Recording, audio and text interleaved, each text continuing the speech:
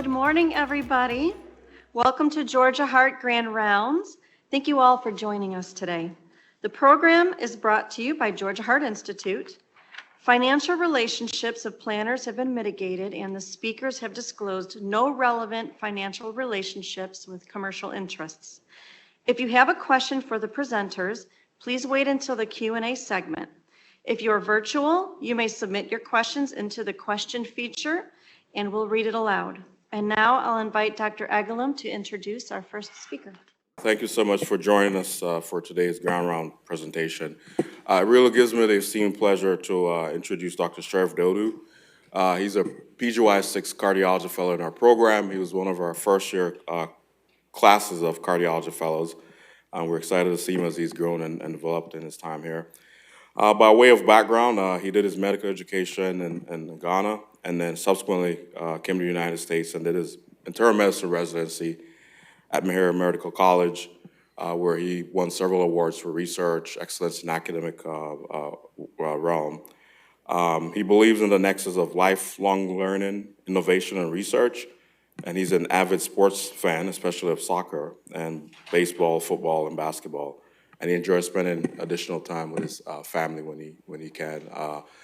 He'll be going on to do interventional fellowship in Tennessee, so very proud of him, and we're looking out to listen to his conversation and talk today. Please welcome Dr. Sheriff Dodoo.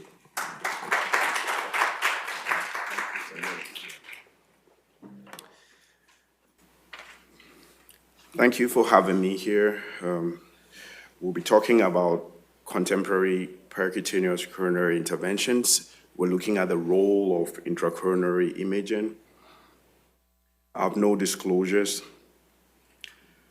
The objective for this presentation is to review the role of intravascular ultrasound, optical coherence tomography, and NIRS in guiding PCI.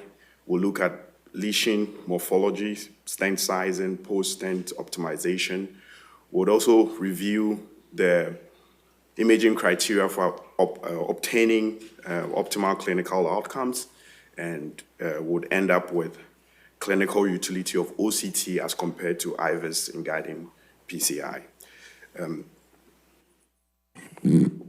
IVUS was first performed in 1988.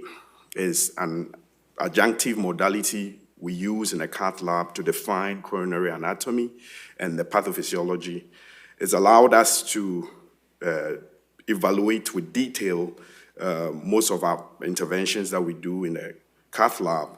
Currently, we use it also to optimize stent placement. It provides a depiction of the coronary lumen, understanding the plaque morphology. And so, for example, in lesion morphology using IVUS, calcium would appear bright white and with black shadow from the signal dropout that you see. When you're using IVUS, you're able to see the angle, characterize the angle of the calcium, the length and the location, whether it's superficial calcium or deep calcium. It helps you to characterize your lesion when it comes to calcium, because it tells you the kind of preparation you need when you are placing your stent, prior to placing your stent. Calcified nodule is one of the dilemmas of PCI, and on IVUS you see it as a convex shaped calcium that protrudes into the lumen. They oftentimes has irregular surface, luminal surface and edge. The reason why this calcified nodule becomes important is that it's associated with worse outcomes and has a high risk of stent under expansion.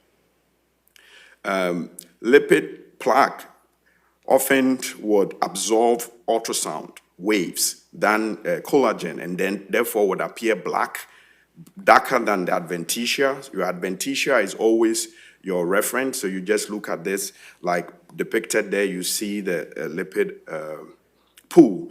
The reason why it's important is that you want to also characterize the kind of lesions you are dealing with, especially those ones that we call thin cap fibroateroma, because those are the ones that would rupture and subsequently cause ACS. You're able to see it sometimes on IVUS. Unfortunately, the resolution for IVUS is not as great, so you are not able to tell the thickness of the cap, but OCT does a good job of that.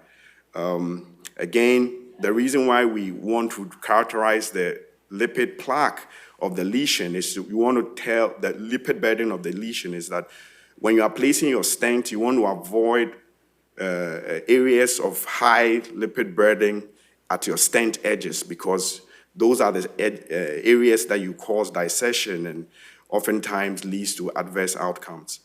For thrombus is often an irregular, highly attenuated amorphous mass that protrudes into the lumen, and this is how they look like on IVUS. So when you're going to prep your lesion or for pre-PCI IVUS vessel sizing, oftentimes you're looking for your reference diameters or your references, whether proximal or distal reference lumen. People have characterized it looking at the mid-wall. People have also done from media to media. Unfortunately, if you do it from media to media, you often underestimate it by 0.5. So for the significance of looking at your IVUS before you place in the stent is that it tells you what lesions are hemodynamically significant. Again, these numbers have been validated with FFR and IFR. So for left main, the mean lumen area of greater than 6 millimeters squared, you can safely, if it's greater than that, you can safely defer revascularization, irrespective of how angiographically the lesions look like. For non-left main MLA, that is greater than 4 millimeter, you can also consider it as hemodynamically not significant. A score system, calcium severity score system, has been developed for IVUS, and that looks at the angle of the calcium, looks at the length of the calcium, looks at the vessel diameter and the calcium, whether you have calcified nodules. If your calcium severity score is greater than 2 or more, it means that for those lesions, you may need lesion preparation, as whether you're using shock wave or you're using rotor ablations or orbital ablation. That would depend on what you have and the algorithm that your lab is using.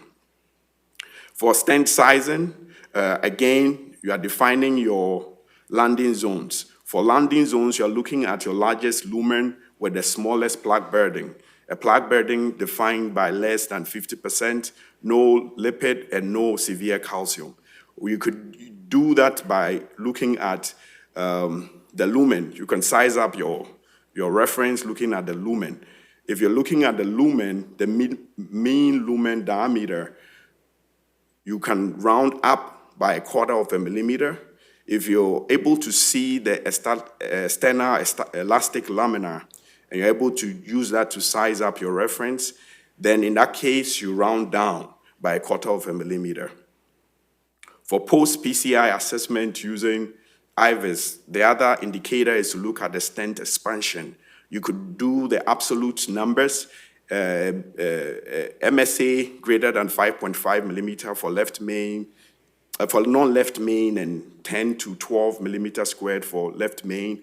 It's your target, so that if you are getting that target after placing your stent, you know that your patient is likely to do well. That is the absolute stent expansion. You could also use a reference, the relative. The relative is when the stent area compared to your reference. So if you're using the distal reference area, then you have to push or meet a target of 90%, greater than 90%. Under expansion, you're doing that because under expansion is associated with stent thrombosis and in-stent restenosis. Malar position is also one target you also have to think about. So malar position is lack of contact between the stent struts and the vessel wall. If it's greater, by definition, greater than 300 microns, that's a stent malar position. And you want to do that because technically, when you are rewiring your lesion or you're rewiring your vessel for bifurcation stenting. You want to optimally expand your stent, reduce your malapposition proximally in order not to cause you to have technical problems when you are rewiring your lesion. For stent edge dissection, is associated with large residual plaque burden, calcified plaques, and minimal dissections can be avoided, or you can disregard them. But large dissections, especially the ones that go into the media, you have to treat them because they are associated with adverse outcomes. So post PCI stent assessment during IVUS, the other target to look at is tissue protrusion. And with that, sometimes, especially in ACS and in situations where you have large thrombus bedding, you could have some of the thrombus seeding or protruding through the struts. And those are the difficult ones that sometimes end up in no reflow and other complications. And those ones, IVUS does a reasonable job of giving you that depiction, but OCT shines better. Angiographic miss, especially to ostial stent placement, is also one target that you also have to be mindful of after placing your stent. So this is the most important slide when it comes to IVUS targets post-stenting. These, again, you're looking at your edge dissections, you're looking at your tissue protrusion, under expansion, you're looking at malposition, and you're also looking at your references, your distal and proximal references. Remember, the plaque bedding has to be less than 50%, no lipid-rich plaque, and no severe calcium in those reference areas that you're using. OCT, optical coherence tomography, also uses near-infrared light to generate a depiction of the coronary walls. It also does a 3D reconstruction of it as well. Unfortunately, in this situation, you have to clear the blood in the lumen because the blood actually attenuates the signals that you get. The reason why OCT is a very good modality is that it helps you determine vulnerable lesions and the mechanism of your ACS, whether you are having plaque rupture or plaque erosion. OCT compared to IVUS, OCT has a higher resolution, 10 times more than IVUS, so you're able to see very good pictures. Unfortunately, the tissue penetration is only 1.5 to 3 millimeters as compared to 10 millimeters for IVUS. Frame rates are also different between the two modalities. Again, you need to clear your blood, and the pullback, you have automatic pullback here, and the pullback speeds are higher for OCT than IVUS. OCT, you're able, in terms of lesion morphology, for fibrous plaque, so fibrous plaque have low attenuation, signal rich, so they appear bright on OCT. You're able to see the 3 layers clearly, like the one that I've depicted.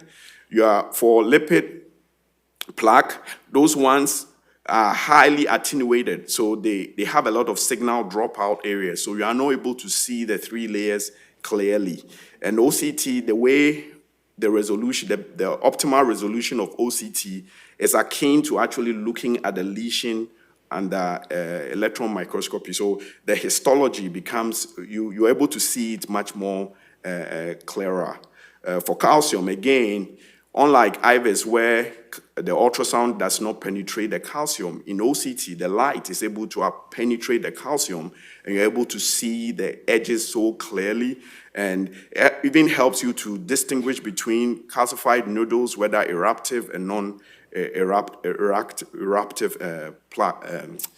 calcified nodule. For thrombus, one of the advantages of OCT compared to IVUS is that in OCT you're able to tell the different types of thrombus the different types of thrombus that there are, whether red thrombus or white thrombus. You're able to see it clearly under OCT. Again, Prior to putting in your stent, you're looking at your minimal stent area, you're looking at your distal and proximal references, your lesion length, you're looking at your diameter stenosis and area stenosis.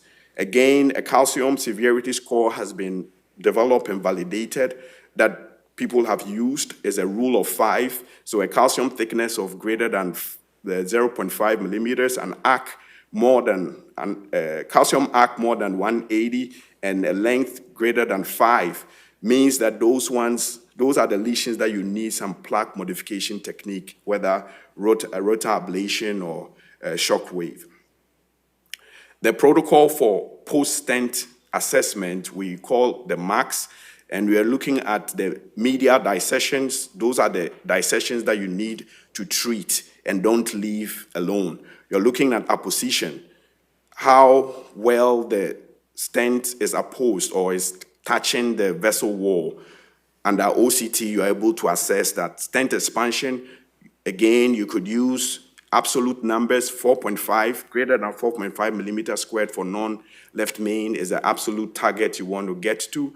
You could use a relative, again, 80% of your average between your proximal and reference, proximal and distal references. And again, this is also the most important slide when it comes to OCT, and these are the targets that you have to aim at. NIRS, near infrared spectroscopy, is also one modality that can be coupled with IVUS or OCT. It gives us so much information. It's the same catheter, it's coupled together, it's not a separate thing. So the same automatic pullback and the reconstruction is the same time that it takes. The benefits to this is that it gives you the lipid content of the plaque, and in the chromogram that is generated gives you the probability of lipid content in that plaque. So it generates the lipid core burden index and tells you which plaque is vulnerable for rupture. So lipid LCBI greater than 500 is historically known to be associated with periprocedural MI. And for those ones that are vulnerable and can cause plaque rupture, 400 is the LCBI that we look at. We did a study looking at a comparison between OCT and IVUS in terms of their application and their utility in guiding stent placement. Currently, the guidelines put it as 2A, recommendation to use intracoronary imaging, whether OCT or IVUS, but the comparative technical and periprocedural impacts of these modalities are underexplored. And so that was the aim of our study. And we reviewed 372 individual studies. Our criteria was to, in recruiting or doing our study, was to remove duplicated studies. Our aim was to review randomized controlled trials looking at OCT as compared to IVUS. At the end, we landed on 7 trials, randomized controlled trials, making or comprising over 4,000 patients. As you can see, we have nearly 2,000 patients in each arm that we looked at. Our primary endpoint here was the major adverse periprocedural event, which is a composite of stent thrombosis, distal embolization, and distal edge dissection. Our secondary endpoints, including MACE and all-cause mortality, were also assessed. These are our eligibility criteria. And we found that for our primary endpoint, which is major adverse periprocedural events, there was actually a 35% odds reduction with the use of OCT as opposed to IVUS in guiding stent placement, and which was very statistically significant. As you can see, the p-value here is 0.01.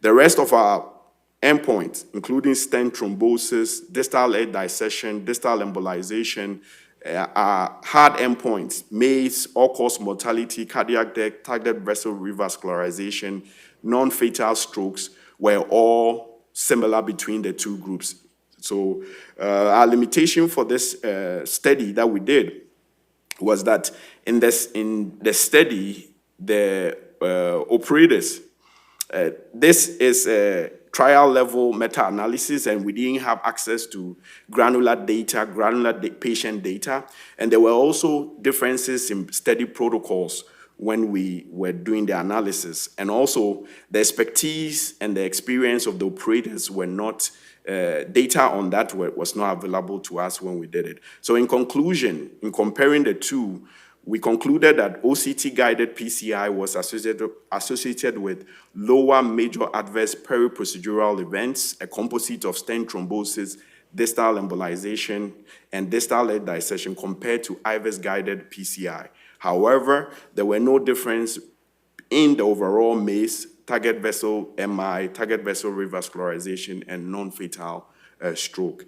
This paper is published in CCI. It was published last month, so you can check it out. Thank you.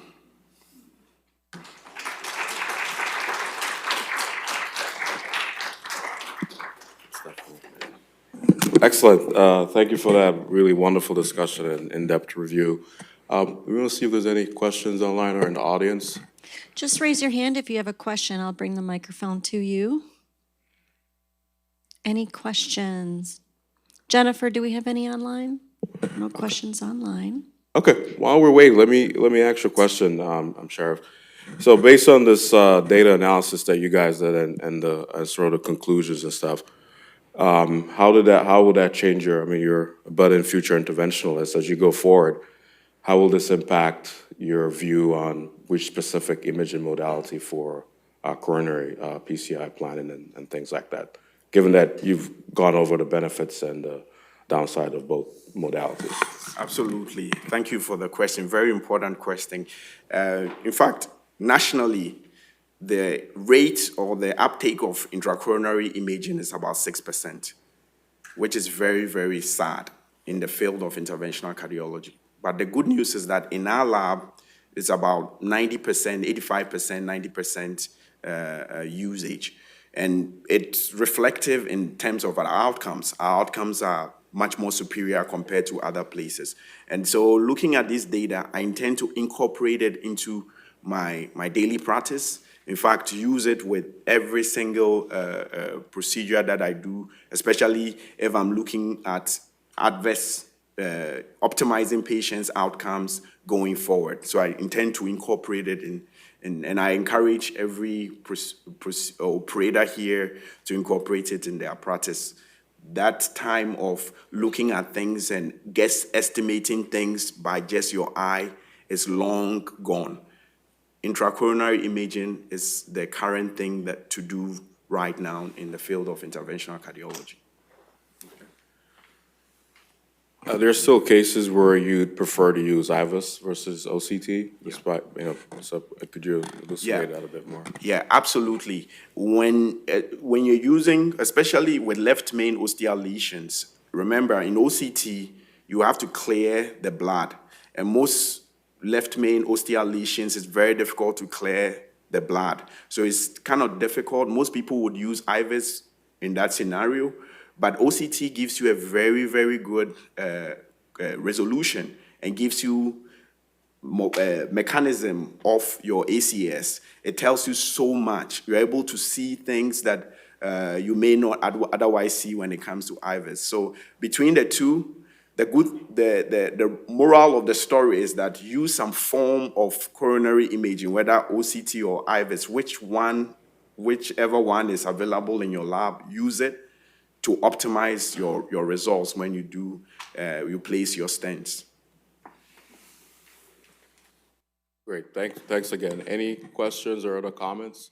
Can we now do preventive cardiology in the cath lab by treating ruptured and high-risk plaque before the MI occurs? Recent study would suggest this is possible with the excellent outcomes of image-guided PCI. Absolutely, I concur with Dr. Henry's assessment of where the field is moving towards, because you don't want to wait until the plaque actually ruptures. And we're able to see this, especially using NIRS, combining NIRS with your various modalities, whether OCT or IVUS, to be able to determine the lipid content of the plaque, because that correlates with subsequent plaque rupture. And if you're able to identify the tin cap fibroathyroma, theoretically, it's reasonable to put in a stent to prevent the plaque from rupturing subsequently.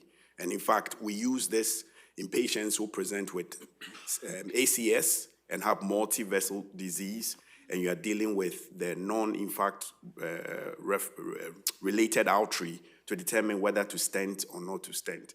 And so that is where the field is going towards. And so we are lucky that here in GHI, we do have all these modalities, OCT and IVUS, and I'm told that very, very soon we'll be incorporating NIRS in our modalities to further help our patients survive even after PCI placement. Thank you.